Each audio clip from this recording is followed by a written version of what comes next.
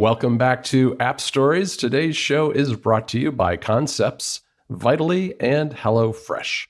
I'm John Voorhees, and with me is Federico Fetici. Hi, Federico.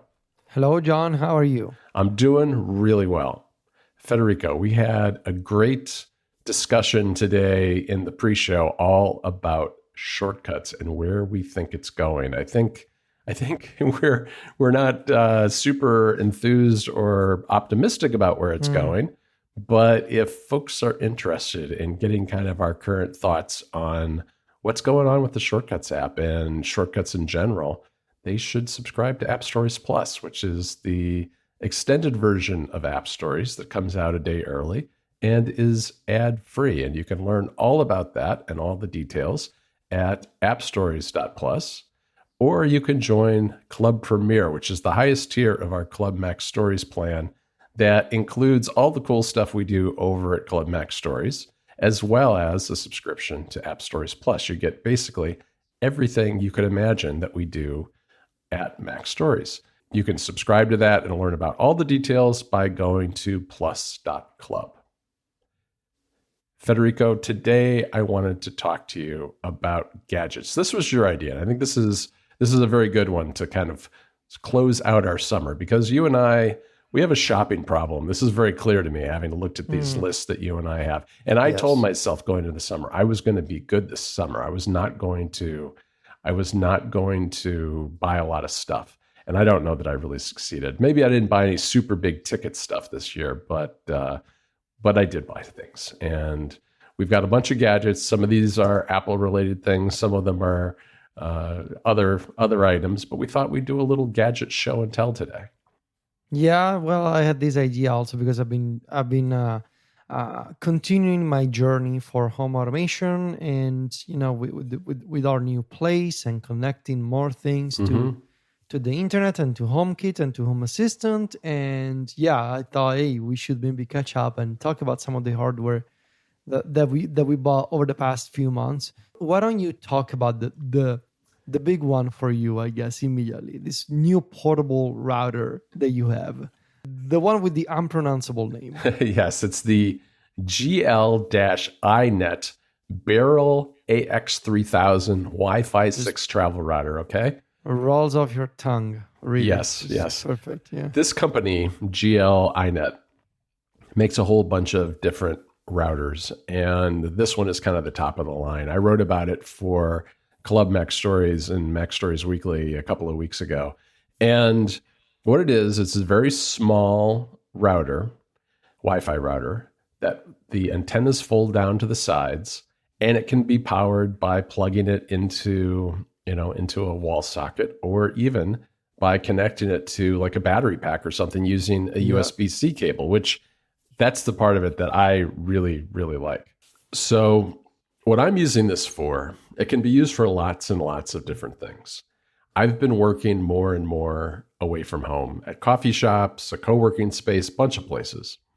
And especially when you're talking about things like coffee shops, sometimes the Wi-Fi isn't great. And the one that I go to a lot has a nice big area outside, out back. And if it's a nice day, I can sit in the shade and maybe do a little writing, get some email done, that sort of thing. But when you leave the building and go out to their back porch area, the Wi-Fi drops off very quickly. And what this router does is it allows me to connect to their Wi-Fi system, and it will act as a repeater, boosting the signal. And not only will it do that in a repeater mode, you can combine streams basically. So I can take a lightning cable, plug it into a USB-A port in the back of this router, put my iPhone in tethering mode, and this router will combine the signals from tethering and the local Wi-Fi from the coffee shop into a more stable, stronger signal that joins the two streams of data, which how does that even work? I don't even know, but it's really cool. And so this is a little Linux computer in here, and it's got Ethernet support too. You can connect it if you have, an Ethernet jack available. You can connect it to a modem that way. You can also, when a lot of times what I'll do is I'll take my USB-C to Ethernet adapter on my MacBook Air, connect that into the LAN port in the back of this portable router, and then use repeater mode. And what that does is that at least the data coming from my Mac onto the router is faster than it's faster than doing it wirelessly. So that in general speeds up the connection too. And the reason I'm doing this is because sometimes you and I just deal with big files, with audio in particular, or sometimes I'm used to working at a desk with 2G fiber optic internet speed here at home. And so when I'm in the back porch of this coffee shop and the Wi-Fi is fluctuating up and down, it really is noticeable. And I just like having a nice steady signal. So that's what I've been using this for. And it's, there's a lot of other things you can do. It's also it has a lot of VPN services built into it. So if you want to use it as a way to protect your data as you're using a coffee shop Wi-Fi or whatever, you can do that. It works with Tailscale, which you and I experimented with unsuccessfully as a way to try to get you back on Threads. Can you explain what that is? Because I don't think people have any idea what Tailscale is. Sure. I discovered Tailscale not long ago, and what it is it's essentially it's a lot like a VPN. It's a virtual network that sits on top of an existing network of some kind, and you set it up. It's very easy to set up on your devices. It can work. It works. There are apps on the iPhone, the iPad, the Mac, Linux, Windows, really everything. You set it up, and then all of your devices are connected peer to peer. So what Tailscale is doing is it's just coordinating the connections between those machines. The data isn't going through Tailscale, and as a result, because it's peer to peer, it's very fast. So it's a nice way to move files around on a network. On top of that, you can designate one of your devices, and I use my Mac Studio on my desk as what they call an exit router, which lets you, no matter where you happen to be, to route your traffic through that node. So I could be at that coffee shop on this Wi-Fi router and have all of my traffic going through my desktop computer at home, which is essentially a personalized VPN without using the VPN service. And Tailscale is 100% free, so at least it's free for up to 3 users and 100 devices. They charge money to businesses and bigger users.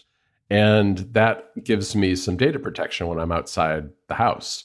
And what we were experimenting with is that this router can actually be a Tailscale device itself.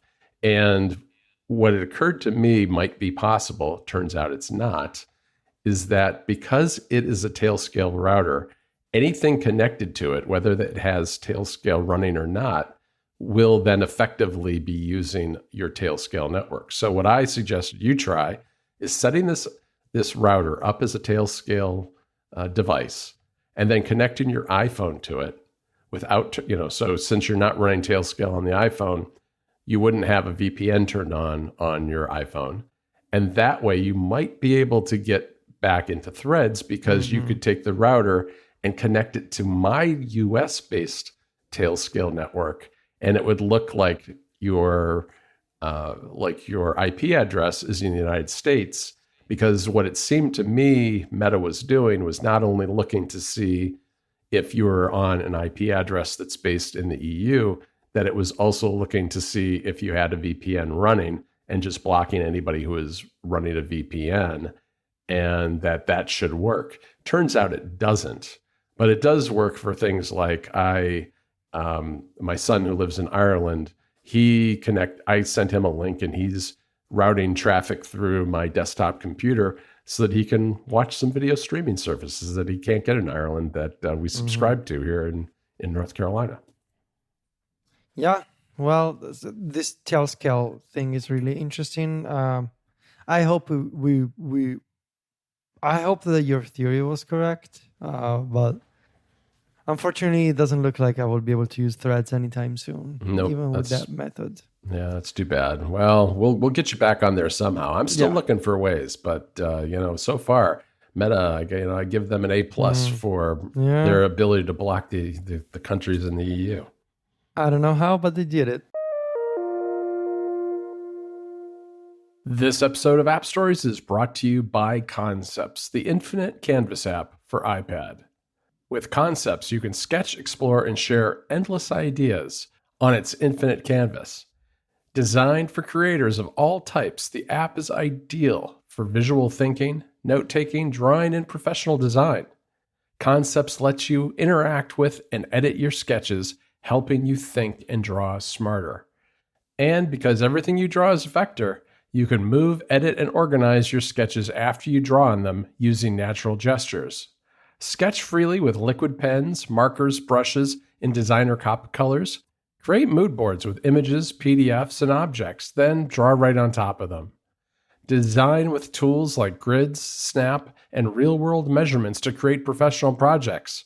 Connect your device to any display for instant whiteboarding with a built-in presentation mode. Concepts is used by designers and illustrators at Apple, Disney, PlayStation, Unity, and other companies globally to sketch, design, and communicate visually. Concepts comes free as a basic sketching app with the ability to unlock features via a subscription or a one-time purchase. Just go to concepts.app to learn more today. Again, that URL is concepts.app. And for listeners of this show, you can get a special 3-month extended free trial by using the link in our show notes. Concepts, sketch, note, draw. Our thanks to Concepts for their support of the show. All right, so let me mention a few things. So there's a couple of things that I mentioned before that I just want to sort of repeat here. So I'm really liking the OtterBox 2-in-1 MagSafe battery that I got a few weeks ago. So this is a plastic power bank, essentially, that is MagSafe certified, meaning it's officially part of the Made for iPhone program. It's real MagSafe. It's not Qi charging with magnets. It's actual MagSafe, meaning that it'll support the MagSafe memory feature of Standby in iOS 17. And in addition to having a MagSafe puck, it also comes with an Apple Watch charging puck and a USB-C port that you can use for charging or for USB-C power out.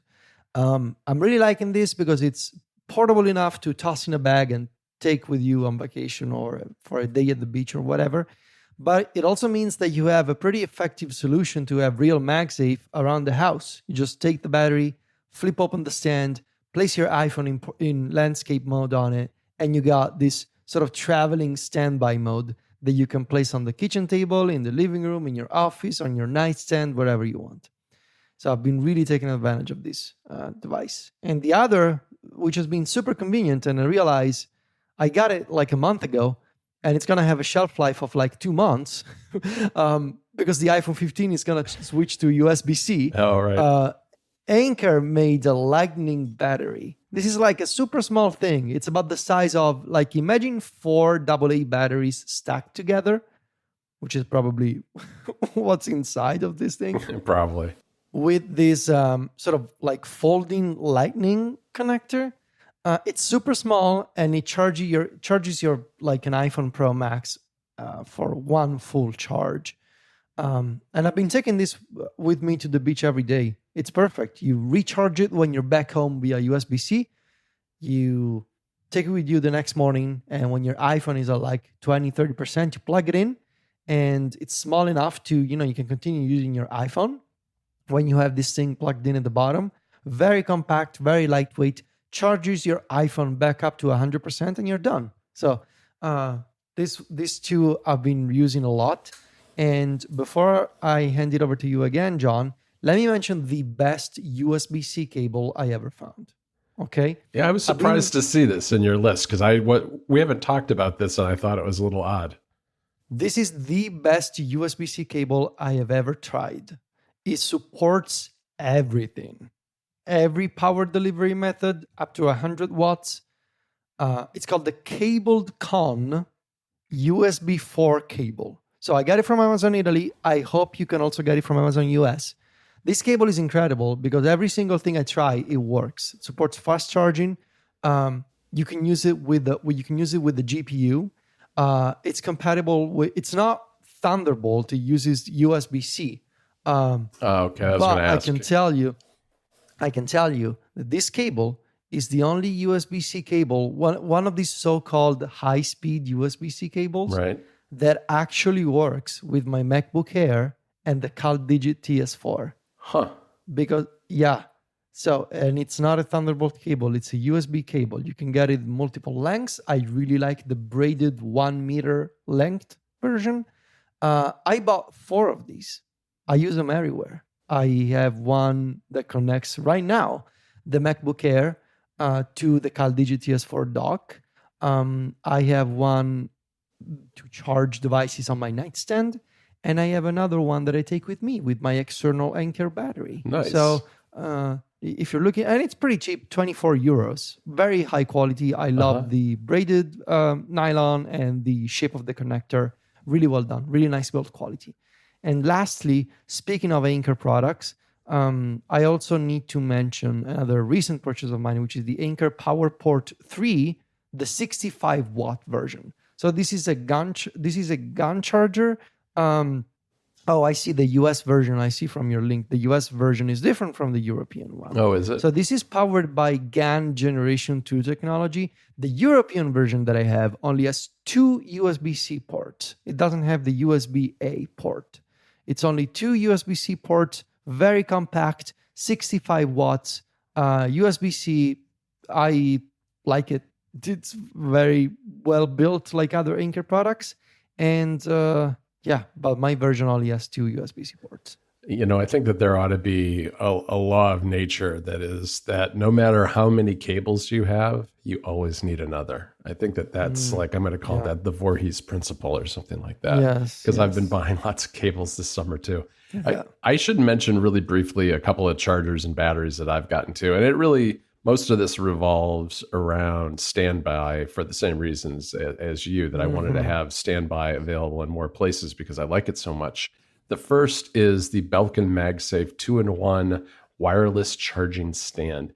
And this is, it's a little round base with a silver, post going up from that and a MagSafe magnet at the top that will charge your iPhone in whatever orientation you want. And the base can be used to charge AirPods. And, I really like it. I used to have the one that also did the Apple Watch, but it's quite a bit bigger. And I like the size of this on my desk a lot more. And so what I do typically is when I come down to my office to work in the morning, I grab my phone, put it in landscape mode, and I've got standby there with a couple of widgets of the time or whatever I want. And then similar to you, I got a different battery pack. This one is more like a chunkier version of Apple's official battery pack and with a kickstand on the back called the Ugreen 10,000 milliamp hour foldable kickstand magnetic battery. That's another great name. And I love it. Yeah, it's a particularly, I've used Ugreen stuff before. They tend to be pretty good quality and tend to have a lot of sales on Amazon. So you can usually pick this up for relatively inexpensive. And it's a good one. I've been using it, throwing it in my bag, and sometimes I'll set up standby when I'm somewhere outside the house or traveling on a nightstand or whatever. And then finally, my favorite battery in a long time is the Belkin Boost Charge Pro fast wireless charger. Now, you have to look at the link in the show notes because Belkin has this tendency of calling a lot of different products by the same name. Everything is called the Boost Charge. Yeah, and there are things that are called Boost Charge that are not even batteries, I think. And this is a battery pack, a power bank, and it has fast charging for the Apple Watch, which is critical, especially if you have an Apple Watch Ultra, because the slower charging just takes forever. And it also has a USB-C connector. So one of the ways I've been charging up or powering that wireless router that I was talking about was having this in my bag with a very short USB-C cable. It's only, I think, 1 foot long. So a very short cable that I put the battery into the router and For what it's worth, the router uses very, very little power. I could run it on this battery forever. It just goes and goes and goes. Very nice, very nice. Yeah, that I was just looking again for that Belkin Boost Charge Pro. Yeah, there's a review on the website too on Mac Stories to check out. Yeah, but it doesn't look like it's not in Italy still. It's still not in Italy? Because this was like an early summer thing. It came out in June, I think. It's still, well, let me see. Can I get it? So I don't understand. I cannot get it from the Apple Store, but I can get it from Amazon. Huh, that's weird. This doesn't make any sense. So tell me again, what's the capacity? Is it 10K? I think, yes, it is 10K, I believe, yeah. Have you ever tried charging a MacBook Air with it? Does it work? Yeah, it does. It'll charge it. I mean, it's not going to get it all the way charged. It depends. It's just a good way to kind of keep your Air going. Yeah, it's 10,000 milliamp hours. So it's that to me is like a really sweet spot for a lot of these chargers. It's not going to get your laptop from 0 to 100, but it will charge your iPhone more than once, and it'll power a lot of these other devices. So for me, this is the kind of battery that I use to top things off when I'm on the go, because it's not super heavy. It's not going to really weigh down my bag. But those Anker batteries that are really, really big, like 26,000 some milliamp hours. I have one of those and I use it, but it is really heavy to carry that around if you've got a lot of other stuff with you. So this one for me is great for like a day out and about, because it'll cover what I need for those kind of outings. All right. This episode of App Stories is brought to you by Vitally. Customer success teams today are facing a problem. How do they connect customer data back to their work? Vitally changes that. It's a new kind of customer success platform, an all-in-one collaborative workspace that combines your customer data with all the capabilities you'd expect from today's project management and work platforms. That's because it's designed for today's customer success team. Vitally operates with unparalleled efficiency, improves net revenue retention, and it delivers best-in-class customer experiences. It's the solution to helping your customer success team keep a better pulse on your customers, which maximizes productivity, visibility, and collaboration. You can boost your bottom line by driving more revenue per customer with Vitally. And if you take a qualified demo with Vitally, get a free pair of AirPods Pro. So, if you're a customer success decision maker, actively seeking CS solutions, working at a B2B software as service company with 50 to 1,000 employees, and you're willing to explore changing customer success platforms, if you already have one in place, schedule your call by visiting vitally.io/appstories and get a free pair of AirPods Pro. Again, that URL is vitally.io/appstories for a free pair of AirPods Pro when you schedule a qualified meeting. There'll be a link in the show notes too. Our thanks to Vitally for their support of App Stories. All right, so let me mention two different Meros products that I got. This is, I think, an American brand, or at least it's popular in the US. Yeah, I don't know if it is or not. So I recently got two versions of the Meros smart plugs. I got the regular indoor smart plug and the outdoor waterproof one, which has two built-in sort of like sockets. So the indoor one, it's pretty similar to the Eve Energy smart plug from Eve. However, I've been having all kinds of connection issues with the Eve Energy plug, even after the Matter upgrade. And I gotta tell you, these Meros plugs, they've been rock solid. And what I especially like is that these are native HomeKit devices. You just add them to home. You don't have to use anything else if you don't want to. However, if you do install the Meros app on your phone, it also tells you the Wi-Fi reception of each smart plug. And that allowed me to optimize the placement of my Eero outside. We have one Eero repeater in a closet outside. And by placing that in a certain position, I was able to get much, much better Wi-Fi reception on the smart plug, the smart plug outside, I got the waterproof one, because it sits right under a faucet where I installed my HomeKit compatible irrigation system.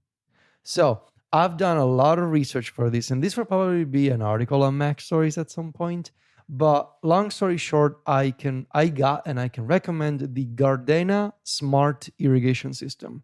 This is a little unit that you attach via a compatible I don't know what's it called, attachment to a faucet. It's got one of those like standard attachment types, like 3/4 or something, I think it's called. You attach it to a faucet outside, and then you leave it open, and then you control the water flow from the app from the Gardena app. And what I really like about the system, the Gardena irrigation sort of central unit also requires a hub. I have the hub inside, plugged in over Ethernet into my Eero. And what you can do is you can add it to HomeKit, where it will show up as a water control device, or you can use the dedicated Gardena app on your phone, or even better, because there's an API, you can add a Gardena integration to Home Assistant. And that's what we're using at the moment for a very complex automation that we have going on to automatically water our plants and send me notifications when it does. Again, this will require a story with pictures and screenshots, but essentially, yeah, I built this irrigation system, and at the core of it all, there's the waterproof outdoor Meroz smart plug and the Gardena smart irrigation system. Very nice, very nice. I want to talk a little bit about home automation stuff too, Federico. And the first thing I want to mention is something that I actually haven't set up yet, but will ultimately probably be a similar story on Mac Stories, which is Home Assistant Yellow, a kit that integrates with the latest Raspberry Pi 4 to let you run Home Assistant on this little Raspberry Pi on your home network to do all kinds of automations, the kind of things that you've been talking about. You're running Home Assistant on your Mac Mini using a Debian install on a virtual machine. Is that right? Yeah. Yeah. And that's correct. And I know just from having, not only from what you've said on the show, but from you and I talking, that was not an easy or simple or frustration-free process for you. And I have always been a person who's very hesitant about things like Homebridge and Home Assistant, more because I don't need more technological complexity in my life. But I really do like the idea of Home Assistant. And one thing that really occurred to me in talking to you about it is that I have a garage door that's not HomeKit compatible. And the same goes for my thermostats. They have apps and they work fine, but I can't run any real automations as a result of that. And then I've got other devices around that, HomeKit doesn't let you do much with sensors, for instance. Like the other thing I was going to mention is I bought the Eve Room, which tells you the temperature, humidity, and air quality in your house. And I got this kind of at the height of when the Canadian wildfire smoke was blowing through the eastern US. And it was actually, the air quality in our area for a few days was very, very bad. And they were telling people not to go outside more than they should, or more, for more than they absolutely had to. And I thought, well, this is kind of nice to have, but unless I go into the Eve app or into the Home app, I can't really see what's going on there. And I can't really tie it to any meaningful automations. But I think I should be able to do that with Home Assistant. So I got Home Assistant Yellow, which is essentially a case for the Raspberry Pi with a board with a bunch of things on it, like a Zigbee radio and I/O and various other components. You have to install, because the Raspberry Pi until very, very recently has been so difficult to get because of parts shortages. They're selling this Home Assistant Yellow without the Raspberry Pi. So I was able to get one of those from up in Canada, shipped down to me.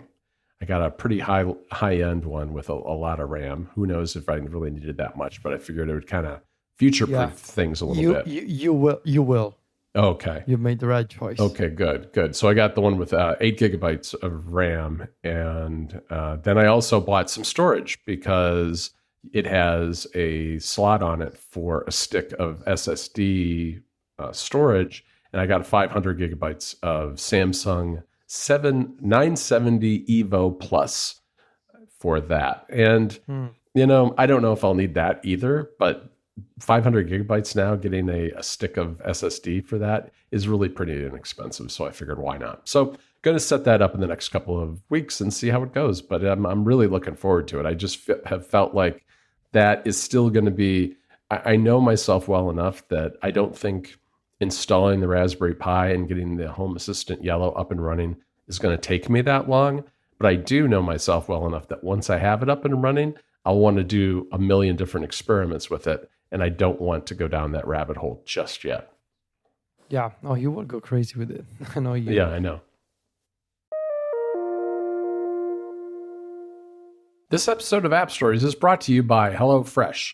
With HelloFresh, you get farm-fresh, pre-portioned ingredients and seasonal recipes delivered right to your doorstep. Skip trips to the grocery store and count on HelloFresh to make home cooking easy, fun, and affordable. That's why it's America's #1 meal kit. This fall, you've got a place to be, and standing in a checkout line is not one of them. You can leave the meal planning and the grocery shopping to HelloFresh. With pre-portioned ingredients and easy step-by-step recipes delivered to your door, you'll save so much time and cut out the hassle. Does it seem like your family is hungry, like all the time? Add snacks, sides, and more to your weekly HelloFresh order.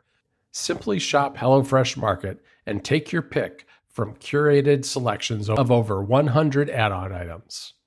I'm a big fan of HelloFresh. It's been a busy summer for me. It's always busy around here on the summertime getting ready for all the fall OS releases. And so I took advantage this year of HelloFresh, and it was great. My son was home from college. We got a bunch of meals that they sent us to try out. And it was perfect for those nights when we were busy and didn't really have the energy or the time to think about what to have. We'd already picked our meals and they were delivered by HelloFresh and easy and quick to make. Go to HelloFresh.com/AppStories50 and use 50 App Stories, that's 50 App Stories, for 50% off plus free shipping. That's all lowercase letters, HelloFresh.com/50 App Stories. HelloFresh, America's #1 meal kit. Go right now to HelloFresh.com/AppStories50 and use 50 App Stories for 50% off plus free shipping. Our thanks to HelloFresh for their support of the show. All right. So what else can I mention? I got a brand new Zixel passive network switch. All right. That sounds exciting. 16 ports. Oh John. my gosh. All right. 16. And it's a passive one. You just plug and play, literally. Just need to plug it into a wall socket and you start wiring things up in the front and you're done. And you got 16 ports. It's perfect. I replaced the previous 8-port network switch that I got in the cabinet under the TV. So now I have everything over Ethernet again. My TV, my PS5, Nintendo Switch, multiple hubs, everything as an Ethernet cable. It's a nerd's dream. So I can recommend this one. It's about 70 euros or something. I got a couple of the Aqara G3 cameras. We are in the process of getting rid of our old, at this point, it's time of our old Logi Circle cameras. They've started having all sorts of connection issues. Every few minutes they go offline and then they go online again. So we upgraded to the Aqara ecosystem. I got the new Aqara M2S hub. I forgot to mention, I also got the Aqara water leak sensor that I placed under. I placed it under the irrigation system central unit because I thought, well, if it breaks and water starts flowing out for whatever reason, right? Maybe too much pressure or whatever, I would like to know if anything happens. And And so in addition to the water leak sensor, we got the 2 cameras. And these cameras, the G3, they are the ones that move. And what I love about it is that you can create these predefined positions. So that when we are at home, we can have the cameras turned back, especially the one in the living room. I created a default position called turn back so that it's not looking at us when we are in the bedroom. But then when we leave or during the day, you can change to another predefined position, which is, I call it capture in front. And just the camera rotates and it's like, it wheels around and it moves and it captures cool. a different area. That's a good idea. It's HomeKit compatible. Of course, the camera movement is not available in HomeKit. You got to do it with the Akara app.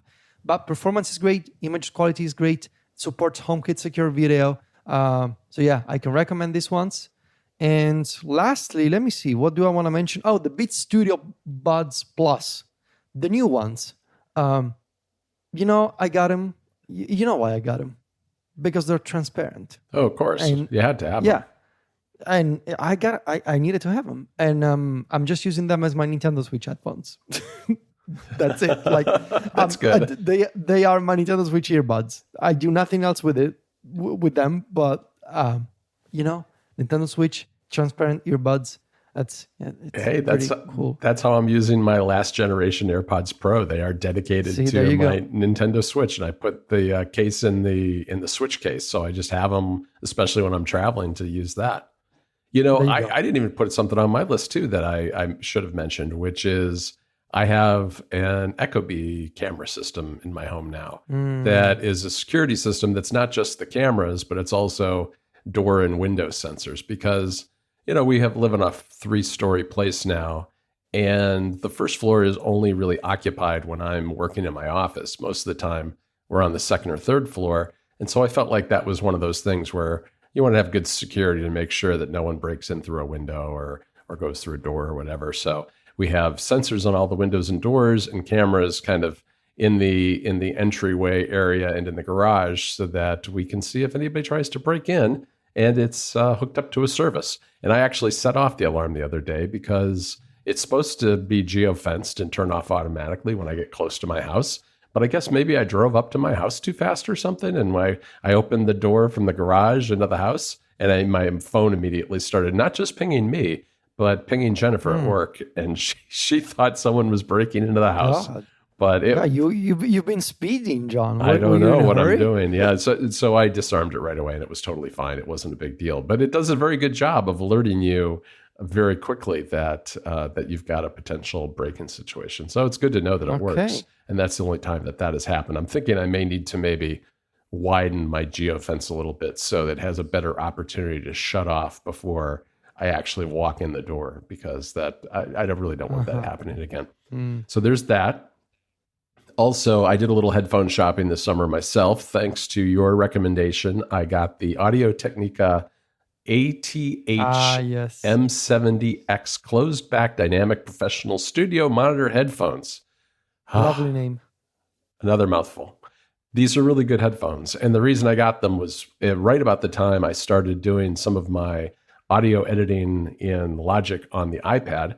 I wanted a pair of plug-in headphones that weren't big, bulky ones like my Bear Dynamic ones. I wanted something that I could throw in a bag and take with me if I'm working outside the house or traveling or whatever it happens to be, but that are really good quality, but not break the bank expensive. So these I've been using for doing some of my audio editing. I'm also going to use them for the Switch. Once in a while, I'll do that. Wherever I have a need for better quality sound that's wired, I can use these. And so I've been really happy with them. All right, Federico, I'm going to leave everybody with 2 quick picks that are very recent purchases. My coffee maker broke, and this is not like totally a Gadget techie thing, but it kind of is. It's the Breville Precision Brewer Thermal Coffee Maker, 60 ounce. And it's just a very nice coffee maker. It has a real nerd sense to it in that you can dial in precise temperatures and brew times and all kinds of things. So if you're really, really into testing and experimenting with your coffee brewing for an automatic coffee maker, this has all the control you will ever want, which is nice. I just use something called the Gold. There's a setting called Gold, which is supposedly certified by some coffee association whenever you're making between 6 and 8 cups of coffee. Well, if it's certified, then it's good. It's certified. Yes, it's gold. It's like, this is like the gold-plated version of coffee, right? Sure, like when you have gold-plated cables. But I will tell you, the coffee machine that broke, this coffee machine, the coffee is noticeably different. It tastes better. It's just better. And it goes into a thermal carafe so that it stays warm for a very long time and it's not cooking on a burner of any kind. So it uses less electricity and it doesn't, kind of burn the coffee. It's really quite wonderful. It's kind of pricey, but if you're looking for a nice high-end coffee maker, the Breville Precision Brewer Thermal Coffee Maker is very good. And then finally, later today, this is not in my possession yet, but Federico tempted me into buying the 8-bit Do Micro Bluetooth Gamepad pocket-sized mini controller, which... Did I? Kind of, yeah. Well, yeah, that's where I got the link from. I just shared the link. If that's you were telling, I know you. You were telling me to buy this. Maybe you didn't explicitly say it, but I wonder. Would you want to talk about what that says about how your brain works?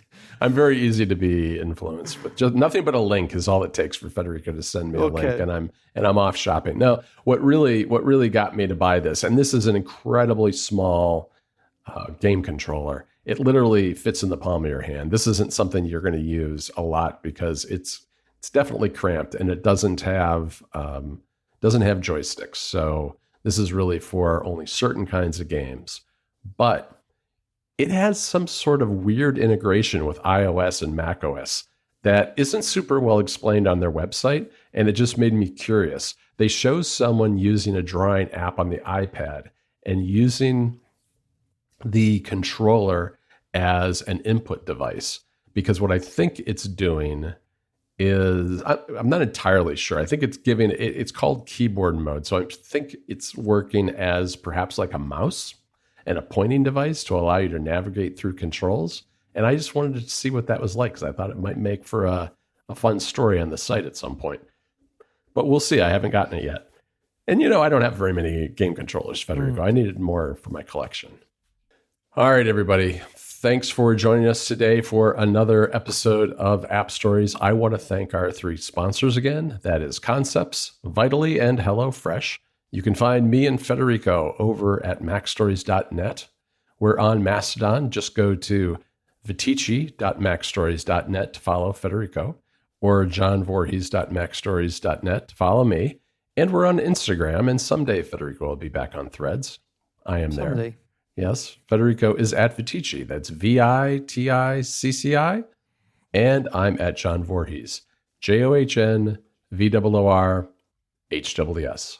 And by the way, we are taking off next week for a little, I guess, mental health break. Just going to take 1 week off from App Stories. There won't be a show on August 28th, but I'll see you in 2 weeks, Federico. Ciao, John.